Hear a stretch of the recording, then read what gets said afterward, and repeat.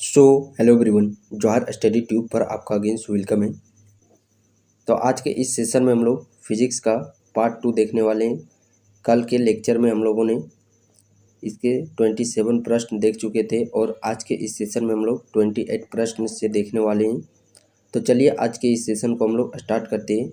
और हाँ, जो भी कैंडिडेट, मैं उन कैंडिडेट के लिए कुछ इन्फॉर्मेशन बता देना चाहता हूँ। जो भी कैंडिडेट अभी तक जो साइंस का थ्योरी पार्ट जो आप लोग के लिए हैंडरिटेन नोट्स तैयार किया गया है, तो उसका फ़ी अभी तक 99 रुपीज़ रखा गया है। तो जो भी कैंडिडेट यदि अभी तक उस पीडीएफ को परचेज नहीं किए हैं, तो आप जल्द से जल्द उस पीडीएफ को परचेज कर लीजिए। ये जो 99 रुपीज़ है, ये सिर्फ सीमित समय के लिए है। इसके बाद आप लोग का उसका जो हैंडरिटेन नोट्स का पीडीएफ है, तो उसका प्राइस को इंक्रीज़ कर दिया जाएगा। तो ये आप लोगों के लिए कुछ लिमिट समय इसमें रखा गया है। तो आप जल्द से जल्द, जो भी इच्छुक कैंडिडेट है, आप जल्द से जल्द कांटेक्ट करके उस पीडीएफ को आप परचेज कर लीजिए। अन्यथा इसका जो आने वाले समय में इसकी जो प्राइस है वह इंक्रीज़ कर दिया जाएगा। देन उसके बाद मैं भी कुछ नहीं कर सकता हूँ। पहला प्रश्न की यदि हम लोग बात करते हैं, तो पहला प्रश्न है, निम्नलिखित तापमापियों में से किसे पायरोमीटर कहा जाता है। और हाँ, जो भी कैंडिडेट इस सीरीज को ले रहे हैं, तो बैक टू बैक आप लोग सभी क्लासेस को कीजिएगा, सभी वीडियो लेक्चर को आप लोग देखिएगा। तो आप देख पाइएगा कि आपके साइंस का जो डर है वह डर खत्म हो जाएगा जीसीसी एग्ज़ाम से रिलेवेंट। तो पायरोमीटर कहा जाता है, निम्नलिखित तापमापियों में से किसे पायरोमीटर कहा जाता है। पायरोमीटर एक प्रकार की युक्ति है। पायरोमीटर से क्या चीज़ नापा जाता है? उच्च तापमान को, बहुत ही उच्च तापमान को पायरोमीटर से नापा जाता है। जैसे कि हम लोग बात करते हैं चंद्रमा का तापमान, सूरज का तापमान, सूर्य का तापमान जो होता है वह पायरोमीटर की युक्ति से ही मापा जाता है। और सूर्य का जो प्रकाश है वह हमारे वायुमंडल पर का किस चीज़ से पहुँचता है? विकिरण के माध्यम से। तो पायरोमीटर है जो कि वह एक प्रकार की विकिरण तापमापी है। नेक्स्ट प्रश्न है, दूध का आपेक्षिक घनत्व ज्ञात किया जाता है। कल भी इसके रिगार्डिंग हम लोगों ने डिस्कस किया था। प्रश्न में आप लोग को लैक्टोमीटर से संबंधित दो प्रश्न पूछे जाएंगे घुमा घुमा करके। एक तो डायरेक्टली पूछा जाएगा कि दूध की शुद्धता किससे नापी जाती है? लैक्टोमीटर से। और दूसरा प्रश्न पूछा जाएगा, दूध का आपेक्षिक घनत्व किससे मापा जाता है? तो दूध का आपेक्षिक घनत्व लैक्टोमीटर से नापा जाता है। अदर ऑप्शन का बात करते हैं, थर्मामीटर। तो थर्मामीटर है जो कि वह टेम्परेचर मापने का काम होता है। जैसे कि बुखार देखते हैं, जनरली व्यक्तियों का जो बुखार हो जाता है 100 डिग्री सेल्सियस प्लस हो जाता है, देन उसका मापन जो डॉक्टर यूज करते हैं वह यंत्र थर्मामीटर होता है। और उसमें क्या चीज़ होता है? पारा होता है द्रव अवस्थित में, पारा यानी कि Hg। और हाइड्रोमीटर से आपेक्षिक घनत्व हाइड्रोमीटर से, और हाइग्रोमीटर से आपेक्षिक आर्द्रता हाइग्रोमीटर से। नेक्स्ट प्रश्न है, और हाँ, वायुमंडलीय दाब को बैरोमीटर यंत्र से नापा जाता है। रक्त दाब मापने का यंत्र क्या है? तो रक्त दाब किस चीज़ से मापा जाता है? स्फैग्मोमैनोमीटर से रक्त दाब मापा जाता है। बैरोमीटर की बात करते हैं तो वायुमंडलीय दाब बैरोमीटर से। नेक्स्ट प्रश्न है, रिएक्टर पैमाना मापने के लिए प्रयोग होता है। रिएक्टर एक प्रकार की युक्ति है जिससे कि भूकंपीय लहरों का आयाम मापा जाता है। आयाम यानी कि एम्पलीट्यूड। और एम्पलीट्यूड आप लोग ध्वनि में पढ़े होंगे, मैक्सिमम विस्थापन को ही एम्पलीट्यूड कहा जाता है। और एम्पलीट्यूड जैसे कि हम लोग इस प्रकार की ध्वनि गमन करती है, इस प्रकार तरंग के रूप में। तो ये जो मध्य स्थिति से, इसका जो मध्य स्थिति आप देख पा रहे होंगे यहाँ पे, ये इसका मध्य स्थिति है। यहाँ से जो इसका मैक्सिमम विस्थापन होता है, तो यही दूरी, ये जो दूरी होती है, इसी को हम लोग आयाम एम्पलीट्यूड कहते हैं। नेक्स्ट प्रश्न है, फैदोमीटर। फैदोमीटर एक प्रकार युक्ति है, इसका प्रयोग किस चीज़ को मापने के लिए किया जाता है? तो फैदोमीटर एक प्रकार की युक्ति है जिसका प्रयोग समुद्र की गहराई मापने के लिए किया जाता है। नेक्स्ट प्रश्न है, झूठ का पता लगाने वाला यंत्र किस नाम से जाना जाता है? तो झूठ का जो पता लगाया जाता है वह किस माध्यम से? पॉलीग्राफ की सहायता से। वॉशिंग मशीन का कार्य सिद्धांत है। वॉशिंग मशीन, तो ये किस सिद्धांत पर कार्य करता है? अपकेंद्रण के सिद्धांत पर। और कल भी हम लोगों ने अपकेंद्रन का एक दूसरा एग्जाम्पल आप लोगों को याद कर लेना, जैसे कि दूध से क्रीम निकालने वाली मशीन जो होती है, दूध से मथने के बाद उसका जो क्रीम निकलता है वह भी अपकेंद्रन विधि से, और जो वॉशिंग मशीन है, कपड़ा धोने वाला मशीन, वह भी इसी पर ही काम करता है। नेक्स्ट प्रश्न है रेडियो कार्बन डेटिंग, यानी कि कार्बन डेटिंग C14 का प्रयोग किस चीज़ की वायु को मापने के लिए किया जाता है? तो कार्बन डेटिंग प्रयोग जीवाश्म को मापने के लिए किया जाता है। नेक्स्ट प्रश्न है जरा दृष्टि दोष प्रेस बायोपिया के उपचार के लिए प्रयुक्त होता है। तो प्रेस बायोपिया में किस प्रकार का लेंस का प्रयोग किया जाता है? Bifocal lens. तो प्रेस बायोपिया यानी कि जरा दृष्टि दोष, इस दोष से पीड़ित व्यक्ति को ना तो नज़दीक की वस्तु दिखाई देती है और ना ही दूर की वस्तु दिखाई देती है, वही जरा दृष्टि हो जाता है। वहीं पे यहाँ पे आप लोग को कुछ पूछा जाता है, जैसे निकट दृष्टि दोष मायोपिया, निकट यानी कि निकट की वस्तु तो दिखाई देती है बट दूर की वस्तु नहीं दिखाई देती है, इसका उपचार अवतल लेंस के माध्यम से। और दूर दृष्टि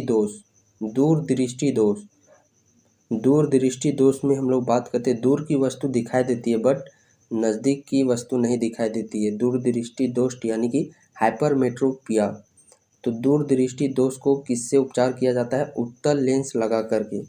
नेक्स्ट प्रश्न है एक हॉर्स पावर कितने वाट का होता है? हॉर्स पावर यानी कि HP, यहाँ से आप लोग को पूछा जाएगा कि HP का फुल फॉर्म क्या होता है? तो हॉर्स पावर, जैसे बड़े बड़े जो इंजन होते हैं उसकी जो क्षमता मापी जाती है वह हॉर्स पावर में ही मापी जाती है। तो एक हॉर्स पावर 746 वाट होता है। और पार्सेक मात्रक है, पार्सेक किसका मात्रक है? जिस प्रकार हम लोग बात करते हैं प्रकाश दूरी की, तो प्रकाश वर्ष किसकी मात्रक है? दूरी की। उसी प्रकार पार्सेक भी दूरी की मात्रक है, और यह दूरी मापने वाला सबसे बड़ा यंत्र है पार्सेक। कौन सा है? पार्सेक। ये एक प्रकार की दूरी मापने की यंत्र है, जो कि दूरी मापने की सबसे बड़ी इकाई पार्सेक है। और एक पार्सेक बराबर होता है 3.6 लाइट ईयर यानी कि प्रकाश वर्ष। एक पार्सेक में 3.26 प्रकाश वर्ष होता है। नेक्स्ट प्रश्न है क्रेस्कोग्राफ मापने का एक यंत्र है। तो क्रेस्कोग्राफ एक प्रकार की युक्ति है जिससे पौधों में वृद्धि मापी जाती है। सोने की शुद्धता को नापने के लिए कौन सा उपकरण प्रयोग में लाया जाता है?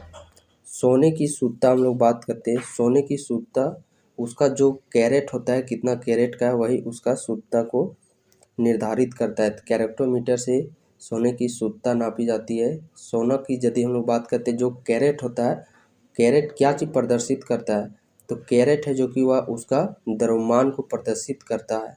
और शुद्ध सोना कितने कैरेट का होता है? तो जो पूरा शुद्ध है वह 24 कैरेट का होता है, जो कि भंगुर होता है, यानी कि वो आसानी से टूट जाता है। तो इसको हार्ड बनाने के लिए इसमें हम लोग क्या चीज़ मिलाते हैं? तो कॉपर, तांबा को इसमें मिलाया जाता है। और जो हम लोग दुकान में देखते हैं सोना, तो वो 24 कैरेट का नहीं होता, वो 22 कैरेट का होता है। यदि 24 कैरेट का होगा तो समझिए कि भंगुर रहेगा वह, जैसे कि पापड़ी देखते होंगे जिस प्रकार टूट जाता है, उसी प्रकार वो टूट जाता है पूरा शुद्ध सोना 24 कैरेट का। नेक्स्ट प्रश्न है हीरे की चमक का कारण है। हीरे की चमक बात करते हैं हम लोग, या फिर रेगिस्तान में जो मरीचिका की जो घटना होती है, या फिर जो ऑप्टिकल फाइबर प्रकाशीय तंतु है, वह टोटल इंटरनल रिफ्लेक्शन प्रकाश के पूर्ण यांत्रिक परावर्तन के कार्य करता है। टोटल जो प्रकाशीय तंतु होती है ऑप्टिकल फाइबर, तो ऑप्टिकल फाइबर के जो खोज करता है वह है नरेंद्र सिंह कृपानी, जो कि एक इंडियन है। तो हीरे का चमक इसका मुख्य कारण क्या है? प्रकाश का पूर्ण यांत्रिक परावर्तन। ऑप्टिकल फाइबर इसी सिद्धांत पर कार्य करता है। जो रेगिस्तान में मरीचिका होती है वह भी इसी सिद्धांत, यानी कि गर्मियों की आप लोग इस चीज़ को स्पष्ट तरीके से अनुभव कर पा रहे होंगे। गर्मियों में आप लोग देखते होंगे कि धूल में लहलहाती हुई जैसे कि आग के तरह आप लोगों को वहाँ पे दिखता है कि पानी वहाँ पे है और पानी भाप बन के उड़ रही है, तो वही मरीचिका का घटना होता है।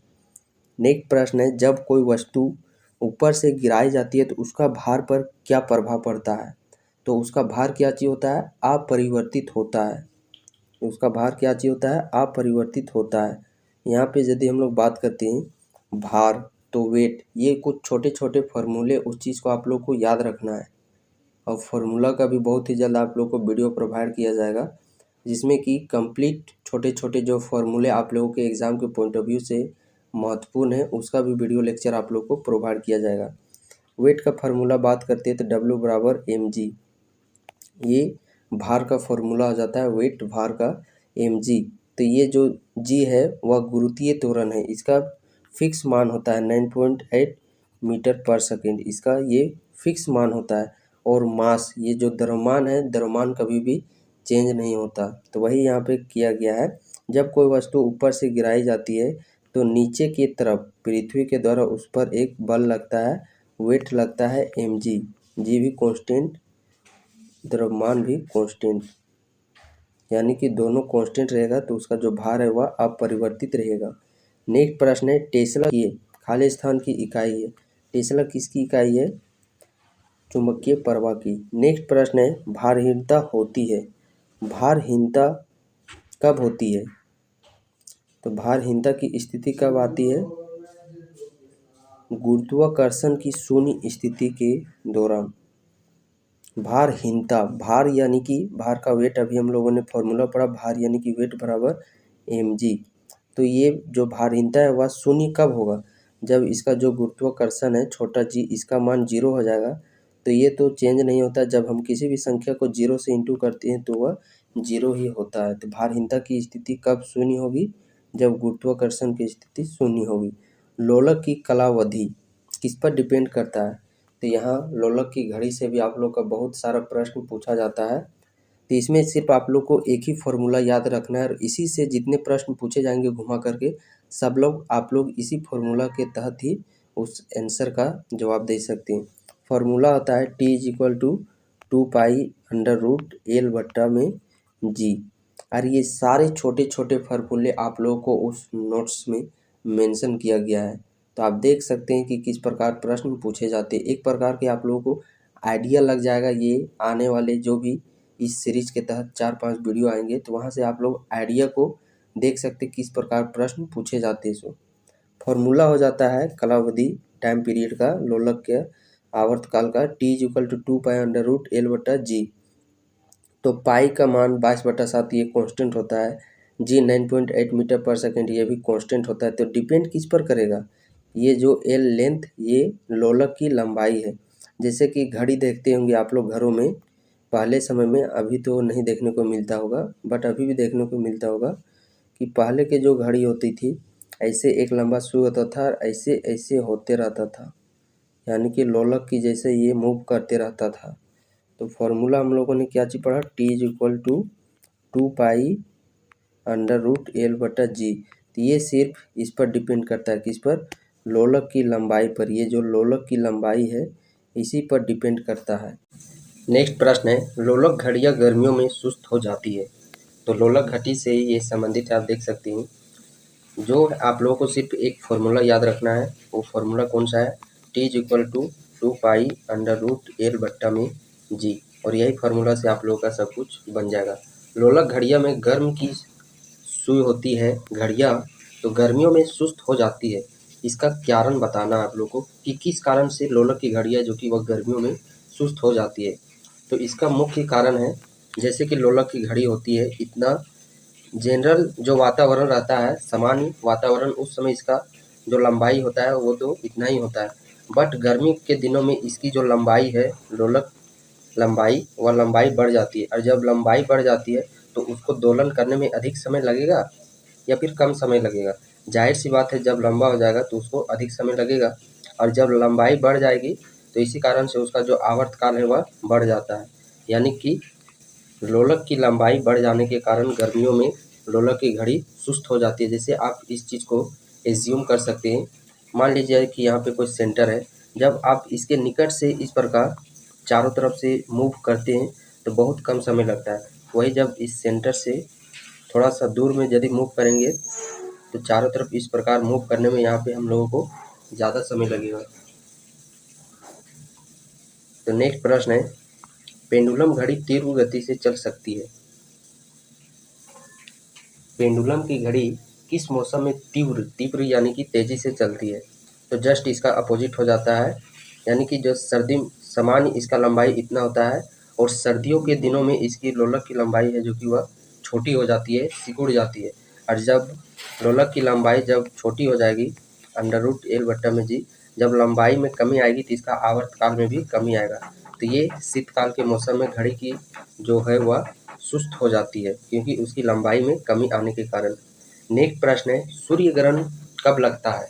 तो सूर्य ग्रहण, जो ग्रहण आप लोगों को बोलेगा, दो ग्रहण होते हैं, एक तो चंद्र ग्रहण और एक सूर्य ग्रहण। जो ग्रहण आप लोगों को बोलेगा वही मध्य में आ जाता है, यानी कि सूर्य ग्रहण यहाँ पे बोला गया है तो चंद्रमा और पृथ्वी के मध्य में सूर्य आ जाता है तो उसी को सूर्य ग्रहण कहा जाता है। और यहाँ पे जब चंद्रमा ग्रहण हो जाता है, चंद्र ग्रहण, तो चंद्रमा आ जाता है मध्य में, किसके किसके, पृथ्वी और सूर्य के मध्य में आ जाता है चंद्रमा। तो इस प्रश्न का सही आंसर हो जाता है ऑप्शन नंबर डी। नेक्स्ट प्रश्न है, वर्षा की बूंदों की गोलाकार आकृति का कारण है। वर्षा की बूंदें आप देखते होंगे गोलाकार होती है, उसका मुख्य कारण क्या होता है? पृष्ठीय तनाव। पृष्ठीय तनाव, जैसे कि एक लोहे की पतली सुई पानी में तैरती है, वह भी पृष्ठीय तनाव के कारण ही। और लाल, जैसे कि गर्म सूप, जो गर्म कोई भी खाना गर्म होता है तो उस समय हम लोग को स्वादिष्ट लगता है, वह भी पृष्ठीय तनाव के कारण ही। नेक्स्ट प्रश्न है, बत्ती वाले स्टीम में केरोसिन की बत्ती में ऊपर चढ़ने का कारण है। ये हम लोग पुराने समय में देखते होंगे कि घरों में लालटेन होता था, बत्ती, तो बत्ती में जो तेल ऊपर चढ़ने की प्रक्रिया को क्या से कहा जाता है? कैपिलरिटी, यानी कि केशिकत्व। और ऑप्शन में यदि केशिकत्व नहीं देखने को मिलेगा तो उस कंडीशन में इसका आंसर हो जाएगा पृष्ठीय तनाव। यदि यहाँ पे केशिकत्व होता तो पहला प्रीफरेंस केशिकत्व को ही देना होगा। उसी प्रकार हम लोग बात करते हैं जैसे कि पेड़ पौधे में जल ऊपर जो चढ़ता है जड़ से ऊपर उसके ब्रांच तक, वह भी केशिकत्व के सिद्धांत के ही रूल को फॉलो करके चढ़ता है। एक डायन पद्धति में बल का मात्रक होता है। डायन किसका सीजीएस मात्रक है? तो बल का सीजीएस मात्रक डायन होता है और बल का एसआई मात्रक न्यूटन होता है। तो सीजीएस मात्रक में यदि हम लोग बात करते हैं बल की, तो 10⁻⁻5 kg/s² हो जाता है, यानी कि ऑप्शन नंबर डी इस प्रश्न का सही आंसर हो जाएगा।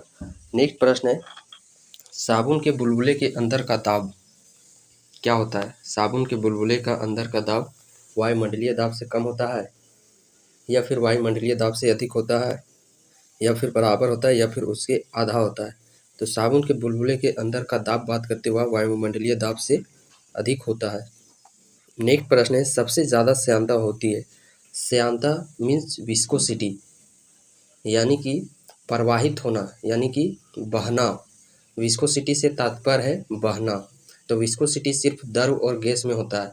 कोई लिक्विड बहता है क्या? तो लिक्विड में जो सॉलिड है, तो सॉलिड में विस्कोसिटी श्यानता का गुण नहीं पाया जाता है। श्यानता का गुण सिर्फ द्रव और गैस में पाया जाता है, और जो जितना गाढ़ा होगा उसकी श्यानता उतनी ही अधिक होगी। तो आप देखिए किसमें सबसे ज़्यादा गाढ़ापन होगा? जल, खून, वायु, शहद। तो जाहिर सी बात है जो शहद होता है तो शहद की श्यानता है वह अधिक होती है क्योंकि वह ज़्यादा गाढ़ा होता है। नेक्स्ट प्रश्न है, किस ताप पर पानी का घनत्व अधिकतम होता है? पानी का घनत्व density is equal to mass बटा में वॉल्यूम। तो पानी का घनत्व किस डिग्री सेल्सियस पर अधिक होता है? 4 डिग्री सेल्सियस पर पानी का घनत्व होता है। और इसी से घुमा करके एक प्रश्न पूछा जाएगा कि किस तापमान पर पानी का घनत्व न्यूनतम होता है। देखिए ये हमारा जो कि वॉल्यूम है वह डेंसिटी के इन्वर्सली प्रोपोर्शनल है, व्युत्क्रमानुपाती।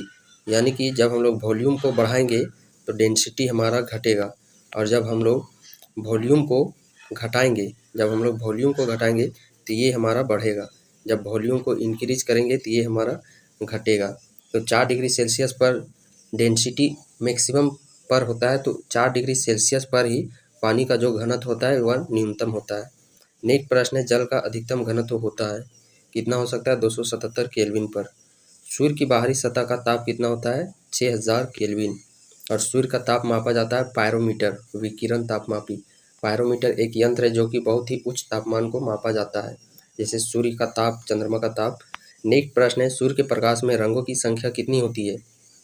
7 रंग होते हैं। कौन कौन से रंग होते हैं? बै, आनी, पिलाला।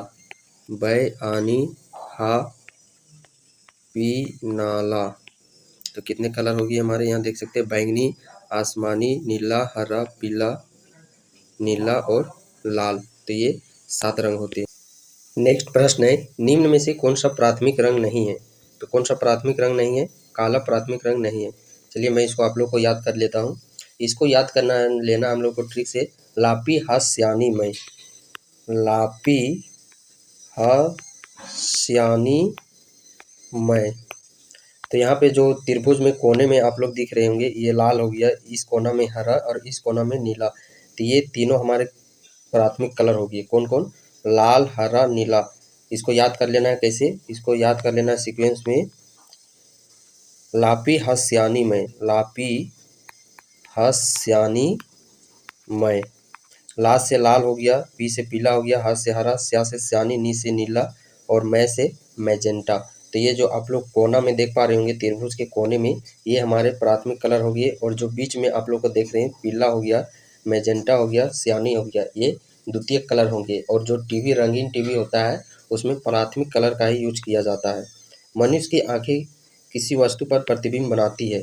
मनुष्य की आंखों में प्रतिबिंब कहाँ पे बनता है? रेटिना पर। और उत्तल लेंस की भांति हमारा आँखें काम करता है, जिसमें कि उल्टा प्रतिबिंब बनता है। और नेक्स्ट प्रश्न है, घड़ी में चाबी देने पर कौन सी ऊर्जा संग्रहित होती है? तो कौन सी ऊर्जा संग्रहित होती है? स्थितिज ऊर्जा। जैसे कि हम लोग मान लिया जाए, ये समझिए कि ये आप लोग का तीर धनुष है। तो कोई व्यक्ति जैसे कि तीर धनुष में तीर बाने हुए, सिर्फ उसको अटका के रखा है, तो उसमें भी स्थितिज ऊर्जा संचित है। उसी प्रकार जैसे गुलेल होता है, गुलेल को हम लोग ताने हुए हैं, छोड़े नहीं हैं, तो उसमें संचित ऊर्जा इकट्ठा है।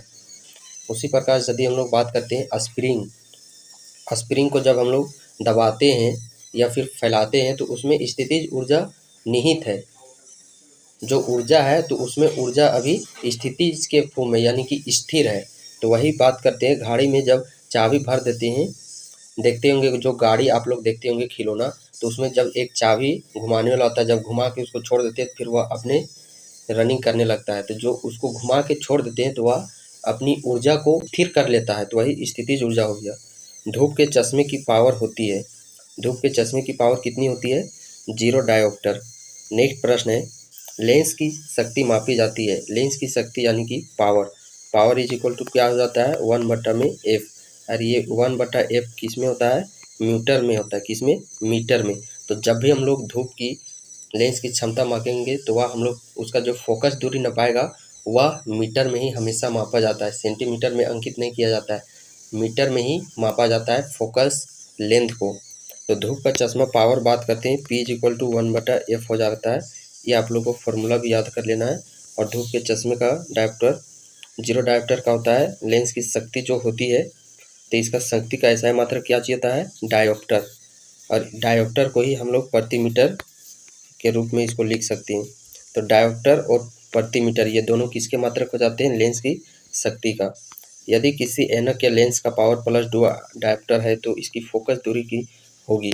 तो देखिए यहाँ पे मीटर में निकालना है, लेकिन उसको कन्वर्ट कर देना है सेंटीमीटर में। तो फार्मूला अभी हम लोगों ने जस्ट देखा था, फार्मूला क्या चाहिए था? P = 1/f। तो ये हमारा पूरा समझिए कि ये मीटर के फॉर्म में होता है, ठीक है, मीटर के फॉर्म होता है। तो इसमें जो 2 डायोप्टर दिया गया है, ये f का मान दिया गया है, तो f हो गया 2। और ये जब पूरा मीटर के फॉर्म में होता है, तो हम लोग इसको सेंटीमीटर के तौर पर जाएंगे, सेंटीमीटर में हम लोग कन्वर्ट करेंगे।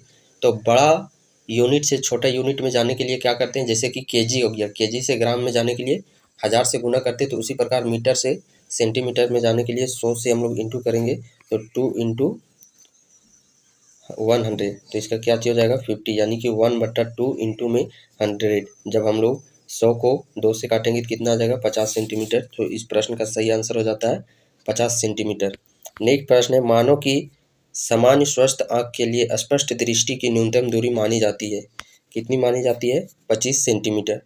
तो चलिए आज के इस सेशन को हम लोग यहीं पे कर रखते हैं। कल के सेशन में अब हम लोग इसके आने वाले प्रश्नों को देखेंगे।